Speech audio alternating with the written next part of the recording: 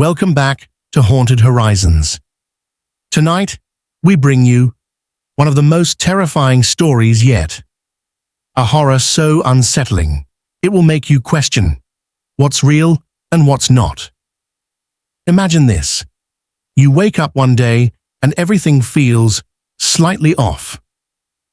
Your friends start forgetting little details about you. Your reflection seems delayed. Photos of you look distorted. And then, one night, you hear a whisper from inside the walls. I'm still here.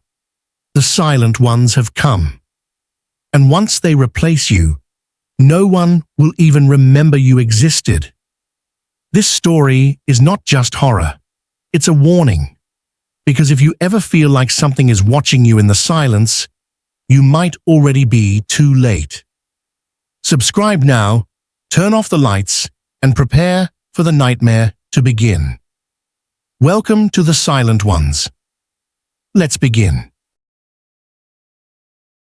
A ghost that doesn't haunt places. It haunts people, and once you see it, it never lets you go. Part 1.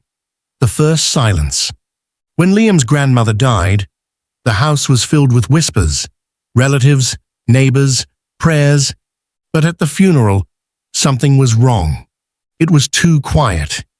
Even as people talked, even as they cried, the room felt empty, like something had stolen the sound.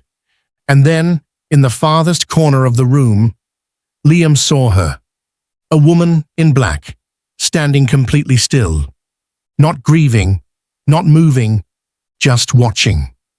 Part 2. The Silent Woman. Liam nudged his mother. Who is that? His mother frowned. Who? Liam pointed. That woman. But his mother's face went pale. Liam, there's no one there. He looked back. The woman was gone. But in the silence, he felt something. Like someone was breathing behind him. Part 3. They don't speak. Days passed. Liam tried to forget. But the silence followed him. In school, in his house, even on crowded streets, everything would go quiet. Then, in the corner of his vision, a figure, standing still, closer than before, watching. And one night, as he lay in bed, he finally saw her face. No eyes, no mouth, just smooth, empty skin.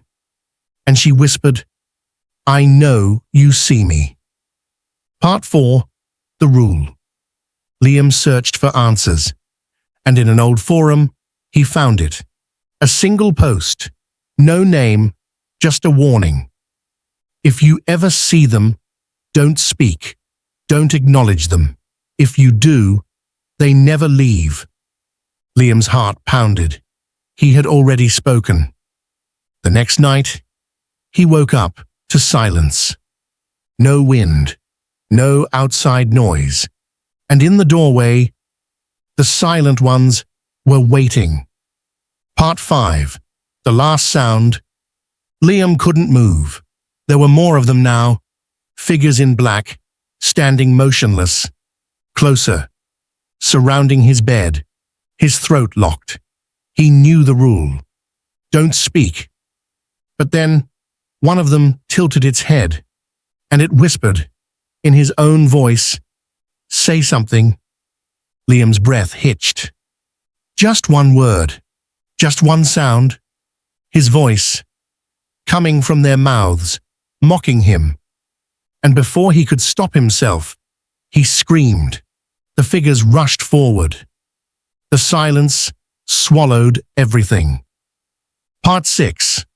The Ones Who Remain. Liam's parents found his room completely empty. No signs of struggle, no sounds, just silence. And that night, as his mother cried, she saw something, a figure, standing in the corner, motionless, watching. And as the silence deepened, she heard a voice whisper, I know you see me. The final warning. If you ever feel like everything around you just went silent, if you ever see someone standing completely still, don't speak, don't look at them, don't acknowledge them, because once you do, they never leave. Part 2. The rule is broken. Liam barely slept after that night. Everywhere he went, he felt watched. Not just the feeling of being followed, it was something deeper, something wrong. Then, the silence started. It would happen at random. Suddenly, everything around him would go quiet. No wind, no footsteps, no sounds. And when he looked around, they were there. Figures in black, standing motionless, closer than before, always facing him, and always waiting. Don't speak. Don't acknowledge them. Don't break the rule. Liam knew the rule, but he had already broken it. And now, they were getting closer. The second appearance. One night Liam sat in his room. He blasted music, just to drown out the silence. But at exactly 2:47 a.m., everything stopped. The music cut out. His phone screen turned black. And when he turned to his doorway, he saw her, the woman in black, standing completely still, her head slightly tilted, her hands hanging limp at her sides. No mouth, no eyes, and yet he could feel her looking at him. I know you see me. Her voice was a whisper inside his head, not spoken, not heard, just there. Liam squeezed his eyes shut. She's not real. She's not real. When he opened them, she was standing next to his bed. The voices in the dark. Liam couldn't move. The room felt wrong, like the walls were stretching. His breathing sounded too loud. Then, footsteps. More figures appeared in the shadows, their bodies stiff, their faces blank. Say something. The whisper came from all around him. Dozens of voices, but they were all his own. Just one word. Just one sound. They wanted him to speak, because once he did, they would take him. Liam clenched his fists. He wouldn't fall for it. Then, one of them stepped forward. It moved differently, not like a person, but like a puppet, jerking, unnatural. And when it came into the light, it had Liam's face. The mouth twisted into a smile, and in his own voice, it whispered, "It's okay. You can scream now." And Liam did. The silence swallowed everything. Part 3. The replacement begins. Liam never spoke again after that night. He didn't trust his own voice, because he knew, if he spoke, it wouldn't be him anymore. He tried to pretend everything was normal, tried to ignore the whispers, the silence, the shifting figures in the corner of his vision. But they were always there, closer, waiting. And then he saw it. A video. His friend had recorded something at school, just a normal clip of them joking around. But in the background, Liam saw himself, standing perfectly still. Even though he was holding the phone, his blood ran cold. That wasn't him. It was something else. They don't just take your voice, they take you. The face in the screen. Liam locked himself in his room, deleted every photo, every video. But no matter what he did, every time he checked his phone, a new picture appeared. Not of his friends, not of his house, just him, staring into the camera, mouth slightly open, like he was about to speak. But he hadn't taken any of them. And in the latest one, he wasn't alone. A figure stood behind him, just outside the frame. No mouth, no eyes, but getting clearer, closer. And then his phone vibrated. A message from an unknown number. You're almost ready. The final warning. Liam covered every mirror, smashed his phone. But it didn't matter, because when he looked into the darkened screen of his laptop, he saw himself smiling. And then his reflection raised a hand and waved.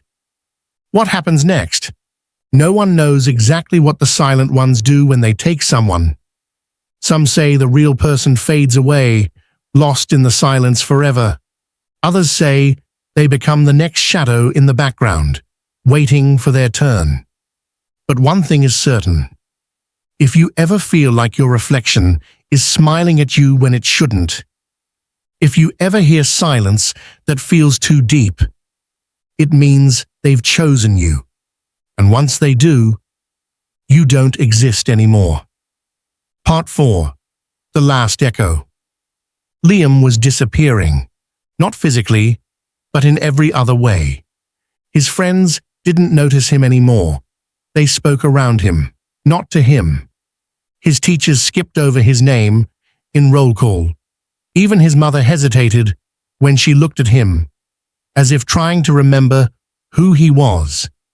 And then, one night, he saw the proof. An old childhood photo album, stored in the attic. He flipped through every page. His heart pounded. Something was wrong. In every picture, every memory. His face was missing, just a smudge where he should have been. As if something had been wiping him away. They don't just take your voice, they take your place. And when Liam turned to the last page, there was a new picture. One he had never seen before. A family photo. His parents, his sister, and standing where he should have been was someone else. A person wearing his clothes, his posture, his life, but with a face that was almost his. Just wrong. And then his bedroom door creaked open. The final night. Liam backed up against the wall. He couldn't breathe. From the darkness of the hallway, a shape stepped inside. It walked like him, moved like him, and when it spoke, "I don't need you anymore." Liam shook his head. Number no, no, no. The thing smiled, a perfect, hollow copy. "You should rest now." The lights flickered, the world tilted. Liam felt his own body losing weight. The last thing he saw was himself, closing the door, smiling, and as the room fell into silence, he faded. The final warning. The next morning, his mother called him for breakfast. Liam came downstairs. He sat at the table. He smiled. He ate. Everything was normal, but it wasn't him. The real Liam was gone. And no one noticed. Not his family, not his friends, not even the world itself. Because the silent ones don't just haunt you, they take your place. And once they do, no one remembers you ever existed. Part 5. The Final Twist. Liam was gone, but his replacement wasn't.